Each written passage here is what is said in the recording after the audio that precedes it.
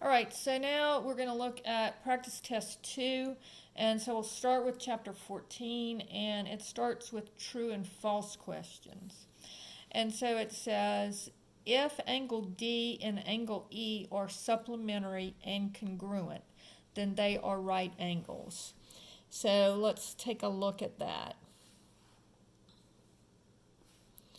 So supplementary means that they add up to 180.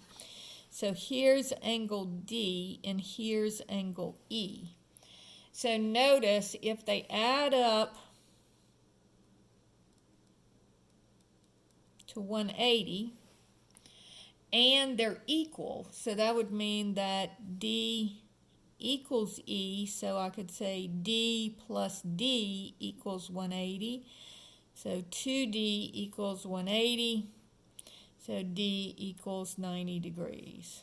And since it's equal to E, they're both equal to 90 degrees. Because if they're supplementary and equal, then 90 plus 90 gives you 180. All right? If two triangles are congruent, then they are similar. And that is true because they would, in the constant of proportionality would just be 1, because what does it take for two triangles to be similar? It means that their angles are all congruent, and if the triangles are congruent, then the angles are congruent as well. Then it says two equilateral triangles are congruent. Well, that's true if they're the same size, but what if one of them is smaller? Now again, the angles all have to be equal, but the sides can all be different. So this side, these sides all have to be equal to each other, and these sides have to all be equal to each other, but these sides and these sides don't have to be equal. They're still equilateral, and all the angles are the same, so they are similar, but they're not congruent. So C would be false, but D would be true. All equilateral triangles are similar. Then E says the orthocenter of an acute triangle lies within the triangle. Now, if you remember, the orthocenter of a triangle is the points where all the altitudes of the triangles intersect. And so if you have an acute triangle, the orthocenter lies within the triangle, so this one is true. But if you have an obtuse triangle, it lies outside of the triangle. Okay? Now, problem number 2 is a little bit tricky, but it's not bad. But you have to kind of be watching, because notice that the triangles are flipped. So notice that the biggest side of the longest side of this triangle corresponds with the longest side of this triangle, and then the shortest side of this triangle corresponds with the shortest side of this one, and then the middle side of this one corresponds with the middle side of this one. So this one is kind of flipped over to be corresponding. All right, and so if I look at it, 2 goes into 4 twice. So in other words, this one, 4 over 2 is equal to 2. So then I want to see, is 3 over 1.5 equal to 2? And if you divide that on your calculator, it is. And is 5 over 2.5 equal to 2? And it is as well, because 2.5 times 2 is 5, and 1.5 times 2 is 3. And so these are similar triangles, and you just have to make sure that you flip them over before you look at the correspondence, because the smallest side has to correspond to the smallest side. All right, so problem number 3 says, given a pair of similar triangles with some dimensions specified, find the measure of the other sides. So it says that this little side A right here is 11, and B is 4, and C is 8. So again, I have two triangles, this little triangle here that involves A and B, and then I have this big triangle that involves C. So let me draw that as two different triangles. So problem number 3 says, you have a big triangle here, and this side is 8. So this is F, E, and this is I. And then I have the little triangle here. And I know that this is 4, and this is 11. And this was C, this was B, and this is A. And this is I, and this is G, and this is H. All right, so looking at these, notice that going from 4 to 8, you're multiplying by 2, right? So I'm going to do the same thing going from here to here. So this would be 22. Or if you want to set it up as a proportion, let's call this X. We'll call this X, we'll call this Y, and we'll call this Z. All right?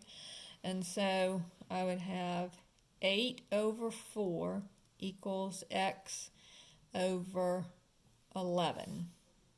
And so multiplying both sides by 11, I get 88 over 4 equals X, canceling the 11s, and then 88 divided by 4 is 22.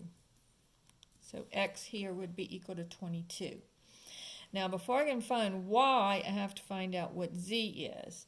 Now they do show these as right angles, so this is a right triangle, so I can use the Pythagorean theorem. So this would be, and in this case I can't call it A because they called this A for some reason, but I have Z squared plus B squared equals A squared, because A is the hypotenuse here, it's the longest side. So B is 4 and A is 11. So Z squared plus 4 squared is equal to 11 squared. So Z squared plus 16 equals 121. So Z squared is equal to 105, and so Z would be equal to the square root of 105. And of course, again, we don't have to do plus or minus on this one because we know that it's the side of a triangle. And so we know that this is equal to the square root of 105. Now, to find out what Y is, it's just going to be double that again. And again, I'll set up a proportion, but you can look at it and tell that this is going to be 2 times the square root of 105. Because if I set up my proportion, I would have 8 over 4 is equal to Y over the square root of 105. So multiplying both sides by the square root of 105. Then the 4 and the 8 would cancel to give me a 2. So I get 2 times the square root of 105 equals Y. And so that is problem number 3. All right? Problem number 4 says, at a particular time, a tree casts a shadow 25 meters long on a horizontal ground. At the same time, a vertical pole 3 meters high casts a shadow that is 4 meters long. Calculate the height of the trees to the nearest tenth of a meter. All right, so let's draw those two things. And again, these are going to be similar triangles. So here's the tree. And here's its shadow along the ground. And this is 25 meters. We'll call this H. Then we have this pole that's 3 meters long, and it casts a shadow that is 4 meters long. All right? And so this is the shadow, this is the shadow. So I'm going to say h over 3 equals 25 over 4. So big over little, big over little. Height, height, height over height, shadow over shadow. All right?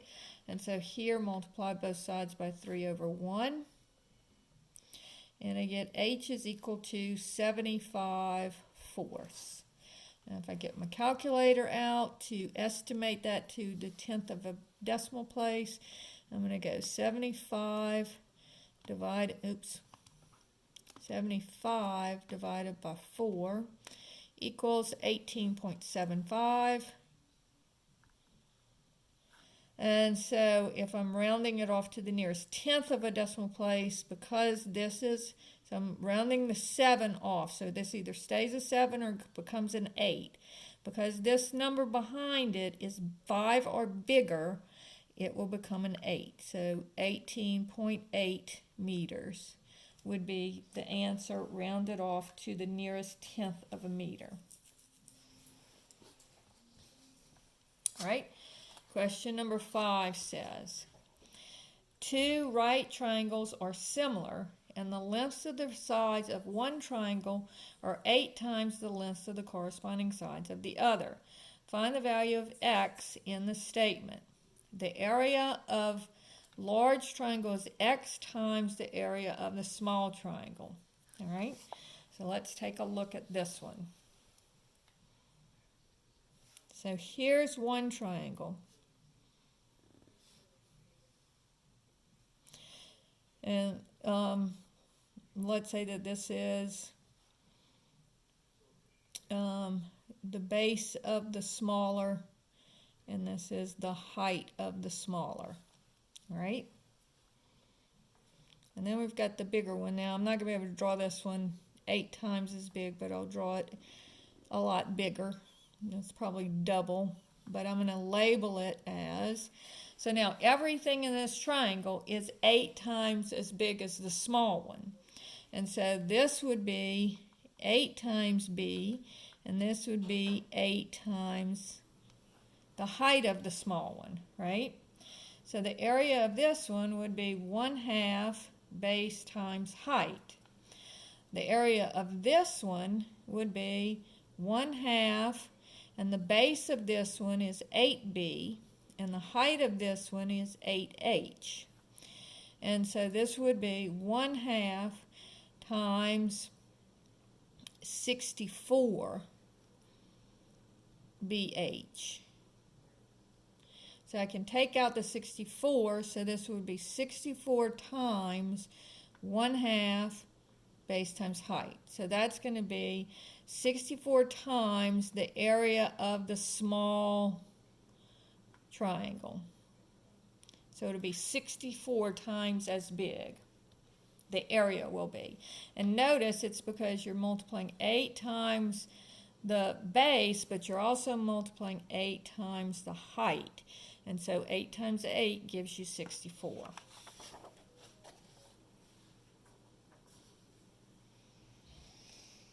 Okay, problem number 6 says define the orthocenter.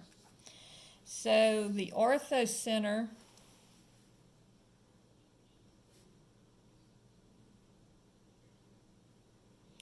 is where the all of the altitudes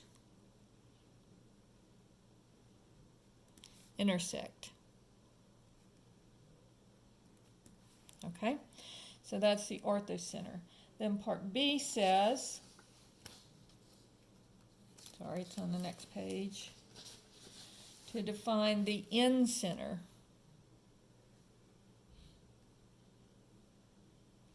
And the end center is the point where all of the angle bisectors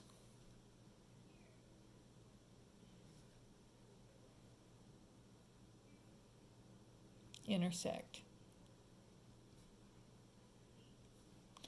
And C says, find the what is the definition of circumcenter?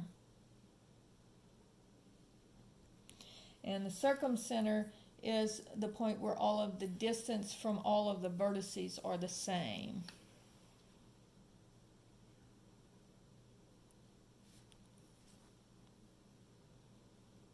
So it's the point where the distance from all vertices are the same. And we talked about this, and we said that this is where what you would use to make a circle that goes around it. So to circumscribe the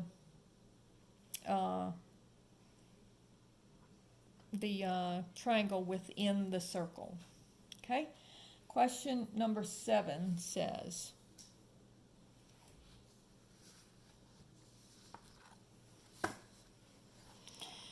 which of the following n-gons can be constructed with a compass and a straight edge? Okay? Now remember, when we're talking about these, the n-gons can always be, remember, it can have 2 to any power whatsoever. It doesn't matter. But then any odd number can only be 3, 5, 17, and any number that is 2 to the 2k